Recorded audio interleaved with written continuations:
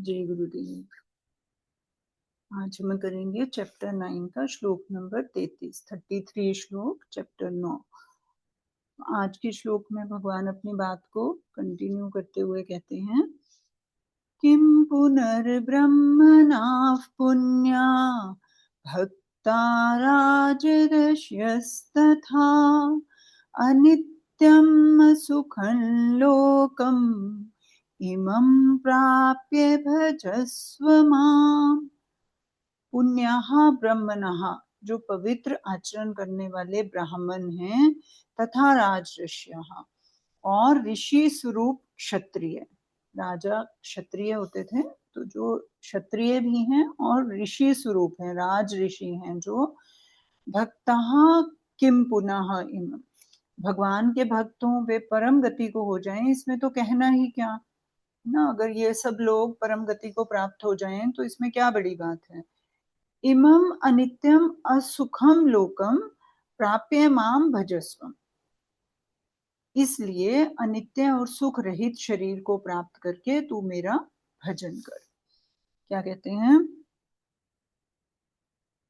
किम पुनर्ब्रह्मणा पुण्या भक्ता राजर्षयस्तथा, जब वर्तमान में पाप करने वाला सांगोपांग दुराचारी और पूर्व जन्म के पापों के कारण नीच योनियों में जन्म लेने वाले प्राणी तथा स्त्रियां, वैश्य, शूद्र, ये सभी मेरे शरण होकर मेरा आश्रय लेकर परम गति को प्राप्त हो जाते हैं, परम पवित्र हो जाते हैं, तो फिर जिनके पूर्व जन्म के आचरण भी अच्छे हों और इस जन्म में भी उत्तम कुल में जन्म हुआ हो, ऐसे पवित्र ब्राह्मण और पवित्र क्षत्रिय अगर मेरे शरण हो जाएं, मेरे भक्त बन जाएं, तो वे परम गति को प्राप्त हो जाएंगे। इसमें तो कहना ही क्या, इसमें कोई शक नहीं है।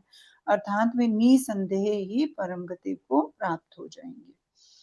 पहले 30वें श्लोक में जिसको दुराचारी कहा है, उसके विपक्ष में यहाँ पुण्यः पद आया है, और 32वें श्लोक में जिनको पाप योनियः कहा है, उनके विपक्ष में ब्राह्मणः पद आया है। इसका आशय है कि ब्राह्मण सदाचारी भी है और पवित्र जन्म वाले भी हैं। ऐसे ही इस जन्म में जो शुद्ध आचरण वाले क्षत्रिय हैं, उनकी वर्तमान में पवित्रता को बताते हुए यहाँ ऋषि पद आया। वैश्य को पहले ही उन्होंने डिस्क्राइब कर दिया कि वो भी भक्त हो जाएंगे तो वो भी प्राप्त कर सकते हैं, ब्राह्मण तो कर ही सकते हैं, और क्षत्रिय के लिए भी अब यहाँ आ गया जो वर्तमान में पवित्र हैं, ऋषि स्वरूप हैं, उनके जिनके जन्मारंभक कर्म भी शुद्ध हैं, उनके उन्हें बताने के लिए यहाँ पर राजन पद दिया गया। तो राज ऋषि जो हैं वो भी भगवान को प्राप्त हो जाएंगे। पवित्र ब्राह्मण और ऋषि स्वरूप क्षत्रिय, इन दोनों के बीच में भक्तः पद देने का तात्पर्य है कि जिनके पूर्व जन्म के आचरण भी शुद्ध हैं और जो इस जन्म में भी सर्वथा पवित्र हैं, वे ब्राह्मण और क्षत्रिय अगर भगवान की भक्ति में लग जाएं तो उनके उद्धार में संदेह कैसे हो सकता है। पुण्य ब्राह्मणः, राजर्षयः और भक्तः, ये तीन बातें कहने का तात्पर्य यह हुआ कि इस जन्म के आचरण से पवित्र और पूर्व जन्म के शुद्ध आचरणों के कारण इस जन्म में ऊंचे कुल में पैदा होने से पवित्र, ये दोनों तो बाह्य चीजें हैं। कारण कि कर्म मात्र बाहर से मन, बुद्धि, इंद्रियां और शरीर से बनते हैं, तो उनसे जो पवित्रता होगी वह भी बाह्य ही होगी। इस बाह्य शुद्धि के वाचक ही यहाँ पुण्यः ब्राह्मणः और राजर्षयः, ये दो पद आए हैं। परंतु जो भीतर से भगवान के शरण होते हैं, उनके लिए यहाँ पर भक्तः पद आया। तो जो अभी हमारी वर्तमान स्थिति है, चाहे हम ब्राह्मण कुल में पैदा हुए हैं या राज कुल में पैदा हुए हैं, राज ऋषि बने हैं, तो ये तो पूर्व जन्मों के पुण्य कर्मों का फल है। तो इस जन्म में पुण्य कर्म करने के लिए क्या करना पड़ेगा, भक्त बनना पड़ेगा, भगवान को मानना पड़ेगा, अनन्य भक्ति करनी पड़ेगी। तो पूर्व जन्म के जो हमारे अच्छे कर्म हैं, उनके कारण हमें कुछ सहूलतें मिली हुई हैं कि हम जो है भक्ति करने के लिए बहुत ज्यादा हमारे मार्ग में प्रतिकूल परिस्थितियां नहीं आ रही। ब्राह्मण की लाइफ में नहीं आएंगी बिकॉज ऑलरेडी उसको एनवायरनमेंट ऐसा मिलेगा। राज ऋषि है तो उसको भी नहीं आएंगी। अब उसको क्या करना है, सिर्फ इसी जन्म के आचरण को अपने देखना है। लेकिन जो पहले वाले बताए गए थे, वो पूर्व जन्म के भी कुछ दोषों को लेकर, कुछ प्रतिकूल परिस्थितियों को लेकर आ रहे हैं, तो उनको उससे भी संघर्ष करना पड़ेगा और वर्तमान परिस्थितियों से में भी भक्त बनना पड़ेगा, है ना, उनसे भी, उनमें भी अपना पूरा एकाग्रचित करना पड़ेगा। तो उनके लिए डबल मेहनत का काम है। लेकिन ये वाले जो लोग हैं, इनको मेहनत कम है, तो इनको तो भगवान को, अगर ये भक्त इस जन्म में बन जाते हैं, क्योंकि अदरवाइज तो पुराने जन्म के अपने जो भी इस जन्म में हमने पा लिया, वो ही हमारे पुण्य खत्म हो जाएंगे अगर हम भक्त नहीं करेंगे। हम लोग भक्ति जो इस कैटेगरी में आ गए हैं, वो अगर भक्ति नहीं करेंगे तो उनके पुराने पुण्य क्षीण हो जाएंगे, और अभी जैसे कर्म करेंगे उसके अकॉर्डिंगली नई योनि मिल जाएगी। लेकिन वो मोक्ष को प्राप्त नहीं हो सकते। मोक्ष को प्राप्त तभी हो सकते हैं अगर पूर्व जन्मों के अपने इन पुण्यों को यूटिलाइज करते हुए अच्छे तरीके से वो अभी भक्ति करें, तो फिर निसंदेह ही वो जो है कम एफर्ट में भगवान को प्राप्त हो जाएंगे, मोक्ष को प्राप्त हो जाएंगे। फिर कहते हैं अनित्य सुखम लोकम प्राप्य भजस्व माम। यह मनुष्य जन्म अनंत जन्मों का अंत करने वाला होने से के कारण अंतिम जन्म है। ये हमें समझ आ चुकी है कि ये हमारा अंतिम जन्म बन सकता है अगर हम चाहें तो, है ना। इस जन्म में मनुष्य भगवान के शरण होकर भगवान को भी सुख देने वाला बन सकता है। अतः यह मनुष्य जन्म पवित्र तो है पर अनित्य है। अनित्य अर्थात नित्य रहने वाला नहीं है, क्योंकि पता नहीं है कब खत्म हो जाए, ना, हमारी सांसें कब खत्म हो जाएं, कब ये मनुष्य शरीर हमसे छूट जाए, हमें नहीं पता। इसलिए जल्दी से जल्दी जो है, जैसे ही हमें थोड़ा सा रास्ता मिले, कोई मार्ग दिखाने वाला मिले, तो हमें जल्दी से अपने उद्धार में लग जाना चाहिए। इस मनुष्य शरीर में सुख भी नहीं है, ये भी हमने देख लिया। असुख, हम क्षणिक सुख है, अगर सुख मिलता भी है तो क्षणिक है, वो खत्म हो जाता है, फिर हम सुख की तलाश करने लग जाते हैं, फिर से खत्म हो जाता है, फिर नए सुख की तलाश करने लग जाते हैं।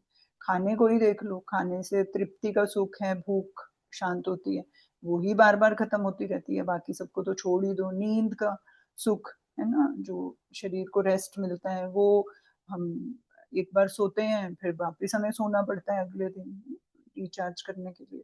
तो इस शरीर में परमानेंट सुख नहीं है, इसको बार बार हमें जो है रिचार्ज करना पड़ता है डिफरेंट डिफरेंट तरीके से। कुछ तो जरूरतें हैं इस शरीर की, और कुछ हमारी बनाई हुई जो लग्जरीज हमने क्रिएट की हुए हैं, कंफर्ट जोन अपने, वो हैं, उनको भी बार बार फिलिंग करना पड़ता है, और वो तो अनंत बढ़ते ही चले जाते हैं, जितना उनको फ्यूल करेंगे उतना और बढ़ते जाएंगे। तो इस शरीर में सुख नहीं है हमारे पास, और खत्म भी हो जाएगा, ये कभी भी खत्म हो जाएगा, हमें नहीं पता। फिर 8वें अध्याय के 15वें श्लोक में भगवान ने मनुष्य जन्म को दुखालय बताया था। इसलिए मनुष्य शरीर मिलने पर सुख भोग के लिए ललचाना नहीं चाहिए, है ना। ललचाने में और सुख भोगने में अपना भाव और समय खराब नहीं करना चाहिए। यहाँ इमम लोकम पद मनुष्य शरीर का वाचक है, जो कि केवल भगवत प्राप्ति के लिए ही मिला है। मनुष्य शरीर पाने के बाद किसी पूर्व कर्म के कारण भविष्य में इस जन्म जीव का दूसरा जन्म होगा, ऐसा कोई विधान भगवान ने नहीं बनाया है। प्रत्युत केवल अपनी प्राप्ति के लिए ही यह अंतिम जन्म दिया है। अगर इस जन्म में भगवत प्राप्ति करना, अपना उद्धार करना भूल गए, तो अन्य शरीरों में ऐसा मौका नहीं मिलेगा, क्योंकि ऐसा विवेक ही नहीं होता बाकी योनि शरीरों में। इसलिए भगवान कहते हैं कि इस मनुष्य शरीर को प्राप्त करने के लिए मेरा भजन कर। मनुष्य में जो कुछ विलक्षणता आती है, वह सब कुछ भजन करने से ही आती है। भक्त होने से ही हमारे अंदर जो है तरह तरह की गुण आने लग जाते हैं, अपने आप से आने लग जाते हैं हमारे अंदर तरह तरह के गुण, अगर हम भक्त होते हैं। जो बिना भक्ति के अगर हमारे में कुछ गुण है, तो वो पूर्व जन्म के पुण्यों के कारण है। लेकिन इस जन्म में जब हम भक्ति करने लग जाते हैं, तो हमें पता भी नहीं चलता कौन कौन से गुण हमारे अंदर एकदम से उजागर होने लग जाते हैं। फिर कहते हैं माम भजस्व से भगवान का तात्पर्य नहीं है कि मेरा भजन करने से मेरे को कुछ लाभ होगा, प्रत्युत तेरे को लाभ होगा ना। भगवान को थोड़ा ना कुछ मिलेगा, भगवान की शरण हम चले जाएंगे हमारा मोक्ष होगा, तो भगवान को क्या मिलेगा, कुछ नहीं मिलेगा। इसलिए भगवान कहते हैं कि तू तत्परता से केवल मेरी तरफ ही लग जा, केवल मेरा ही उद्देश्य लक्ष्य रख। सांसारिक पदार्थों का आना जाना तो मेरे विधान से स्वतः होता ही रहेगा, पर तू अपनी तरफ से उत्पत्ति विनाशील पदार्थों का लक्ष्य उद्देश्य मत रख, उन पर दृष्टि ही मत डाल, उनको महत्व ही मत दे।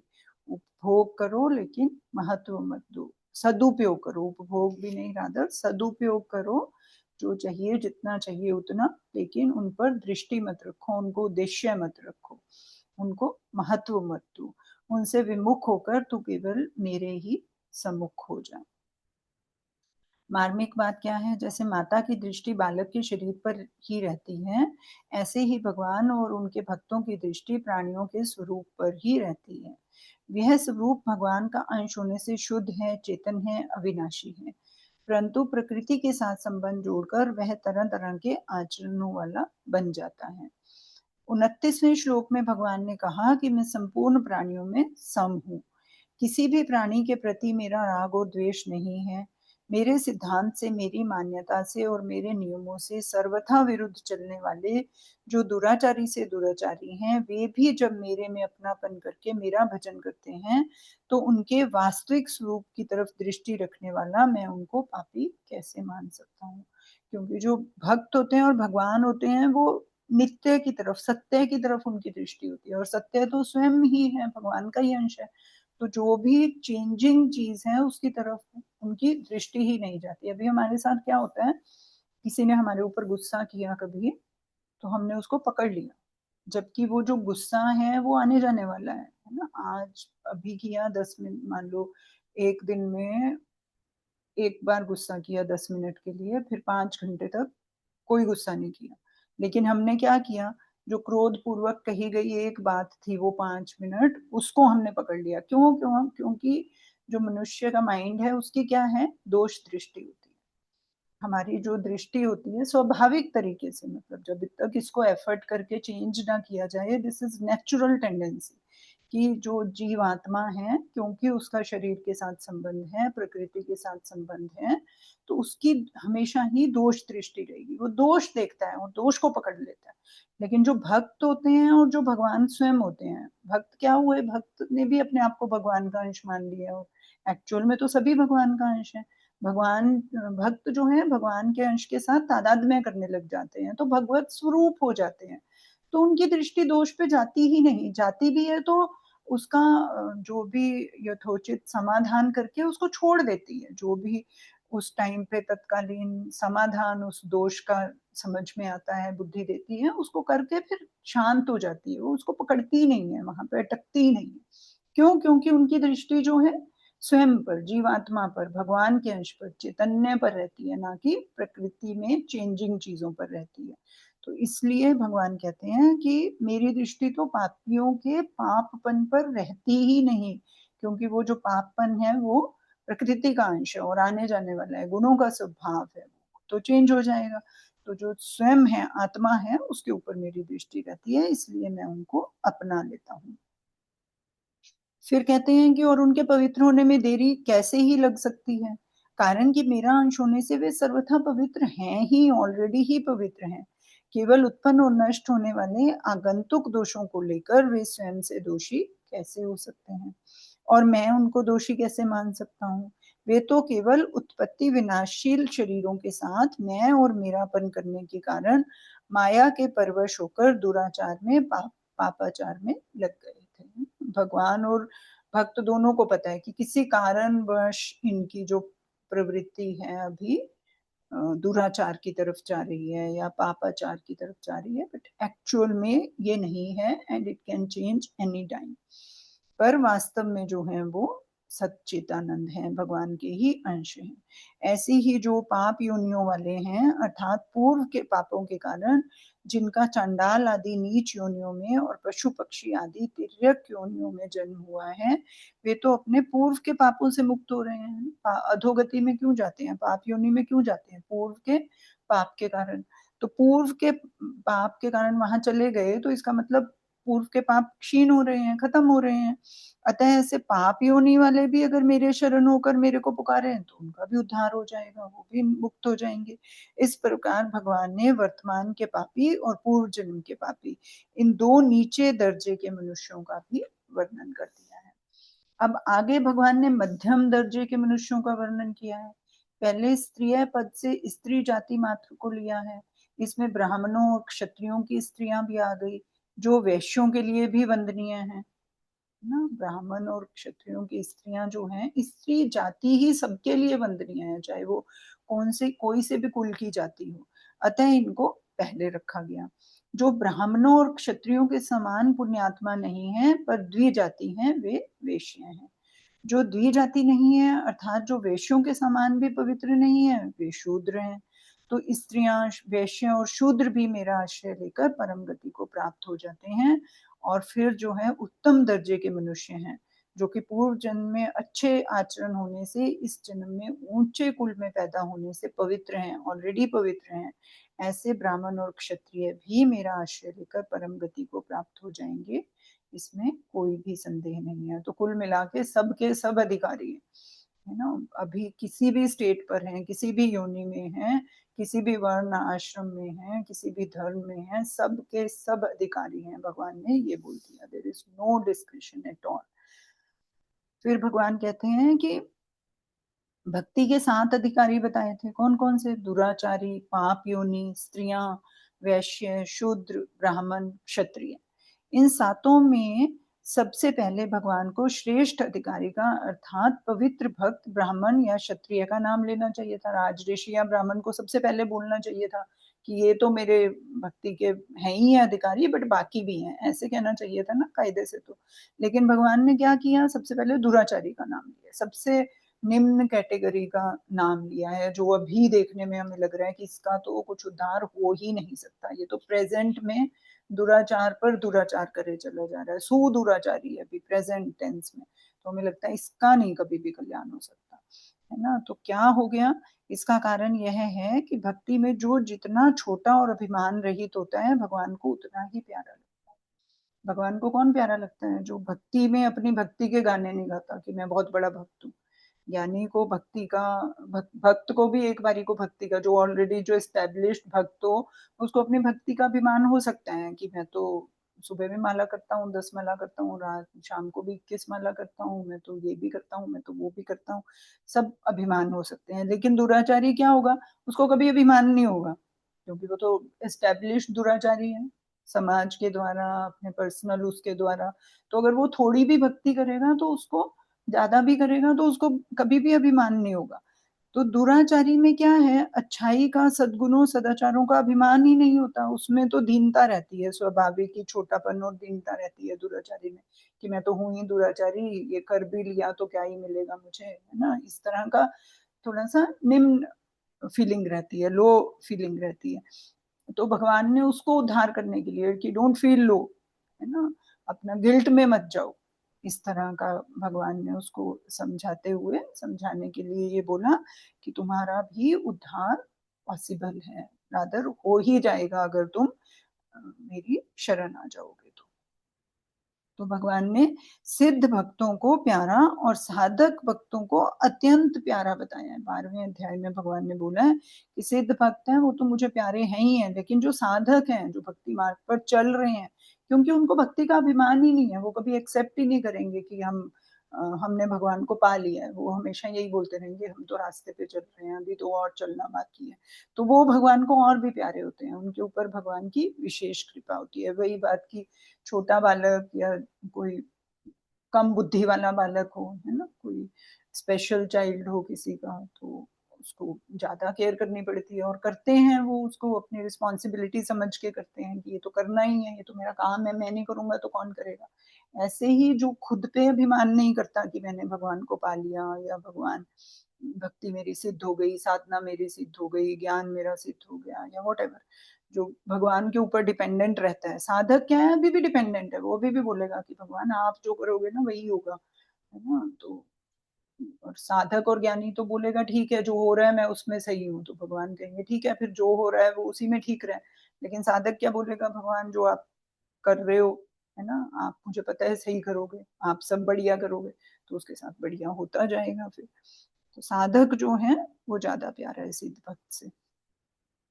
अब इस विषय में एक ध्यान देने की बात है कि भगवान ने यहाँ भक्ति के जो 7 अधिकारी बताए हैं, उनका विभाग वर्ण के हिसाब से किया, एक तो है ना, ब्राह्मण, क्षत्रिय, वैश्य और शूद्र, आचरण के हिसाब से किया, दुराचारी और पापियों ने, और व्यक्तित्व के हिसाब से भी किया, स्त्रियों पुरुष, है ना। को लेकर किया। इससे सिद्ध होता है कि वर्ण, जन्म, आचरण और व्यक्तित्व से भगवान की भक्ति में कोई फ़र्क नहीं पड़ता, क्योंकि इन तीनों का संबंध जो है शरीर के साथ है, परंतु भगवान का संबंध स्वरूप के साथ है, शरीर के साथ नहीं। स्वरूप से तो सभी भगवान के ही अंश हैं। जब वे भगवान के साथ संबंध जोड़कर उनके सम्मुख होकर भगवान का भजन करते हैं, तब उनमें उनके उद्धार में कहीं किंचित मात्र भी फ़र्क नहीं होता, क्योंकि भगवान के अंश होने से वे पवित्र और उद्धार स्वरूप ही हैं। तात्पर्य यह हुआ कि भक्ति के साथ अधिकारियों में जो कुछ विलक्षणता विशेषता आई है, वह किसी वर्ण, आश्रम, भाव, आचरण आदि को लेकर नहीं आई है, प्रत्युत भगवान के साथ संबंध से, भगवत भक्ति से आई है। 7वें अध्याय के 16वें श्लोक में तो भगवान ने भावों के अनुसार भक्तों के 4 भेद बताए हैं, और यहाँ वर्ण, आचरण एवं व्यक्तित्व के अनुसार भक्ति के अधिकारियों के 7 भेद बताए हैं। इसका तात्पर्य यह है कि भावों को लेकर तो भक्तों में भिन्नता है। भावों वाली हमने पढ़ी थी ना, कि आर्त होता है, कोई कोई ज्ञानी होता है, कोई जिज्ञासु होता है, कोई चौथा अर्थार्थी होते हैं ना, अर्थ चाहता है कोई, तो इस तरह से 4 तरीके के भक्त होते हैं, ये बताया था। लेकिन वर्ण आचरण को लेकर कोई भिन्नता नहीं है उनके अंदर। सब वर्ण आश्रम वाले, आचरण वाले, व्यक्तित्व वाले लोग जो हैं वो अधिकारी हैं। हाँ, कोई भगवान को नहीं चाहता और नहीं मानता, यह बात दूसरी है, पर भगवान की तरफ से कोई भी भक्ति का अनधिकारी नहीं है।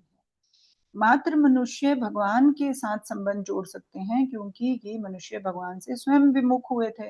भगवान कभी किसी मनुष्य से विमुख हुए ही नहीं, इसलिए भगवान से विमुख हुए सभी मनुष्य भगवान के सम्मुख होने में, भगवान से संबंध जोड़ने में, भगवान की तरफ चलने में स्वतंत्र हैं, समर्थ हैं और योग्य हैं, अधिकारी भी हैं।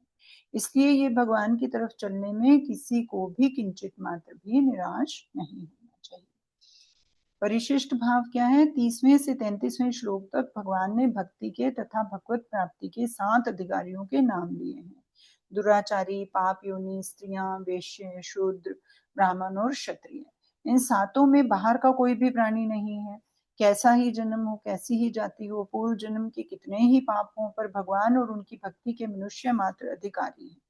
ब्राह्मण, क्षत्रिय, वैश्य और शूद्र, इन चारों वर्णों का नाम इस श्लोक में आ गया। कोई चारों वर्णों में केवल पुरुष ही पुरुष ना समझ ले, इसलिए स्त्रियों का नाम अलग से दे दिया, कि ये मत समझो कि पुरुषों को ही करनी है, ये सब अधिकारी वो ही है, वो ही यज्ञ कर सकते हैं, वो ही भगवान को पा सकते हैं। ये नहीं है। जो चारों वर्णों से भी नीचे हैं, यवन, हून, खस आदि, वे सब पाप योनि में आ गए। मनुष्यों के सिवाय दूसरे जीव जंतु, पशु पक्षी भी पाप योनि में लिए जा सकते हैं, क्योंकि जीव मात्र का भगवान का ही अंश होने से भगवान की तरफ चलने में भगवान की ओर से किसी के लिए कोई मनाही नहीं है। जो वर्तमान में पाप कर रहा है वह दुराचारी है, और पूर्व जन्म के पापों के कारण जिसका नीच योनि में जन्म हुआ है वह पाप योनि है। तात्पर्य यह है कि दुराचारी से दुराचारी और नीच से नीच योनि वाला भी भगवत प्राप्ति का अधिकारी है। अतः जाति और आचरण को लेकर मनुष्य को भगवत प्राप्ति से निराश नहीं होना चाहिए। जाति और आचरण अनित्य तथा बनावटी हैं, और मनुष्य के साथ भगवान का संबंध नित्य तथा वास्तविक है। इसलिए भगवान केवल भक्ति का नाता ही मानते हैं, जाति और आचरण का नहीं। संसार के लोग बाहर के जाति आचरण को देखते हैं, भीतर के तत्व वास्तविकता को नहीं देखते, परंतु भगवान जो हैं तत्व को देखते हैं कि यह सदा से ही मेरा अंश है। 7वें अध्याय के 16वें श्लोक में भगवान ने भीतर के भावों को लेकर भक्तों के अर्थार्थी, आर्त, जिज्ञासु और ज्ञानी, ये 4 भेद बताए थे। और यहाँ बाहर की मान्यता लेकर, जाति और आचरण को लेकर लौकिक दृष्टि से भक्तों के 7 भेद बताए हैं। अंतर के भाव की दृष्टि से 4 भेद, और बाहरी संसार की दृष्टि से 7 भेद बता दिए। 7वें अध्याय में तो उन भक्तों की बात है जो भगवान में लगे हुए हैं, और यहाँ उन मनुष्यों की बात है जो भगवान में लग सकते हैं। वो भक्त ऐसे थे जो ऑलरेडी भगवान में लगे हुए थे, उनमें भाव अलग-अलग थे। और यहाँ पे ऐसे मनुष्यों को डिस्क्राइब किया गया है जो अभी लौकिक संसार में जो काम कर रहे हैं, अपना कर्तव्य कर्म कर रहे हैं, लेकिन उनके वो सब के सब जो हैं भगवान में लग सकते हैं, कैपेबिलिटी है, पोटेंशियल है। तात्पर्य है कि वर्ण, आश्रम, वेशभूषा, जाति, संप्रदाय आदि अलग अलग होते हुए भी सभी मनुष्य अर्थार्थी, आर्त, जिज्ञासु और ज्ञानी, ये 4 प्रकार के किसी भी प्रकार के भक्त बन सकते हैं। जो जिस लेवल पे हैं वहीं पे बन जाए वो भक्त। किसी को अर्थ चाहिए तो भी भगवान के पीछे पड़ जाए, भगवान को मान ले कि तुम ही दो। आर्त है, कोई दुखी है तो भी भगवान से प्रे करे। किसी को किसी तरह की कोई जिज्ञासा है, कुछ समझ नहीं आ रहा लौकिक संसार में या भौतिक में या पारमार्थिक में, तो भी भगवान को पकड़ लो। और ज्ञान जिसको हो गया उसको तो पता ही है कि भगवान कौन है, तो ज्ञानी तो है ही भगवान का भक्त। तो ये चारों के चारों जो है, इनमें से कोई भी कैटेगरी में हम अपने आप को फिट करके भगवान के भक्त बन सकते हैं। और भगवान को प्राप्त हम फिर कर सकते हैं। अगर भक्त बन गए तो हमने प्राप्त कर लिया। भगवत प्राप्ति के विषय में सब एक है, कोई भी छोटा बड़ा नहीं है। भगवत प्राप्ति का अनधिकारी किसी भी योनि में कोई भी नहीं है, हुआ नहीं है, होगा नहीं और हो सकता भी नहीं। This is not possible. किम पुनर्ब्रह्मणा पुण्या भक्ता राजर्षयस्तथा। इस श्लोकार्ध के बीच में भक्ता पद देने का तात्पर्य है कि पवित्र आचरण वाले ब्राह्मणों की और ऋषि स्वरूप क्षत्रियों की महिमा नहीं है, प्रत्युत उनमें जो भक्ति है उस भक्ति की महिमा है। तात्पर्य यह हुआ कि भगवान का ना तो दुराचारी और पाप योनियों के साथ द्वेष है और ना पुण्यात्मा ब्राह्मणों तथा क्षत्रियों के साथ पक्षपात है। वे तो सब प्राणियों में समान है। परंतु जो प्रेम पूर्वक भगवान का भजन करता है वह किसी भी देश, वेश, वर्ण, आश्रम, जाति, संप्रदाय आदि का क्यों ना हो, उसका भगवान से घनिष्ठ संबंध हो जाता है। मयि ते तेषु चाप्यहम्। अतः दुराचारी, पाप योनि, स्त्रियां, वेश्य, शूद्र, ब्राह्मण और क्षत्रिय ये सातों भक्ति में एक हो जाते हैं। इनमें कोई भी भेद नहीं रहता, इसलिए भगवान भजन करने की फिर आज्ञा देते हैं जब सब एक हो गए। भजस्व माम। भजन करने का तात्पर्य है भगवान के सम्मुख होना, भगवान में प्रियता, अपनापन होना, भगवान की प्राप्ति का उद्देश्य होना। भगवत बुद्धि से दूसरों की सेवा करना, दूसरों को देने का भाव रखना, अभावग्रस्तों की सहायता करना, ये सब भजन के अंतर्गत आते हैं। अनित्यम असुखम लोकम इमं प्राप्य भजस्व माम। अनित्य और सुख रहित इस शरीर को पाकर अर्थात हम जीते रहें और सुख भोगते रहें, ऐसी कामना को छोड़कर भगवान का भजन करना चाहिए, क्योंकि संसार में सुख है ही नहीं, केवल सुख का भ्रम है। ऐसे ही जीने का भी भ्रम है। हम जी नहीं रहे हैं, प्रत्युत हर क्षण प्रतिक्षण मृत्यु की तरफ अग्रसर हो रहे हैं, खत्म हो रहे हैं। We are declining phase. as soon as the child is born, it is on declining phase. It appears कि ये इतने साल जिएगा, लेकिन उसका जो है शरीर बढ़ता हुआ दिखता है, लेकिन समय जो है वो घटना शुरू हो जाता है। पहले 29वें श्लोक में भगवान ने कहा था कि जो प्रेम पूर्वक मेरा भजन करते हैं वे मेरे में हैं और मैं उनमें हूँ, इसलिए यहाँ भगवान भजन करने की आज्ञा देते हैं। क्यों? क्योंकि पहले भगवान कह चुके हैं कि जो भजन करते हैं मैं उनमें हूँ और वो मेरे में है, इसलिए भगवान अब आज्ञा दे देते हैं कि भजस्व माम। ठीक है जी, किसी को कुछ ऐड करना है इस श्लोक में?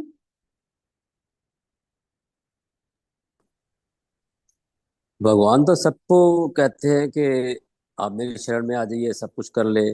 पर जो शूद्र हैं उनको तो कोई मंदिर में नहीं जाने देते, कोई उनको कोई ऐसा कोई सिखाने वाला या प्रचारक कोई नहीं है, वो नहीं कैसे है, करेंगे फिर? नहीं नहीं ऐसा हैं? नहीं है, नहीं नहीं ऐसा नहीं है। शूद्र में भी हमारे, अभी मुझे नाम नहीं याद आ रहा, लेकिन हाँ, कुछ शास्त्रों कुछ में लोग ऐसे हैं बहुत उसमें एग्जाम्पल।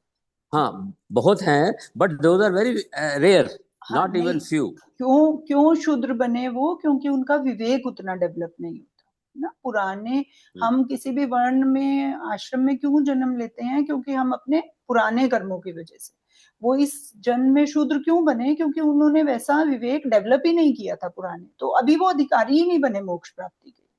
तो ये जन्म जो उनका हो गया वो कर्तव्य कर्म करने का जन्म हो गया है ना। अगर वो कर्तव्य कर्म अपना सही से पालन करेंगे तो उनका विवेक डेवलप हो जाएगा, and then they will get, इसी लाइफ में या नेक्स्ट लाइफ टाइम में, है ना, नीचे नहीं जाएंगे। तो बेसिकली मनुष्य कर्तव्य क्यों नहीं है, कर्तव्य कर्म करने के लिए बनी है। साथ में भक्ति अगर हम कर लें तो हम मोक्ष को प्राप्त हो जाएंगे।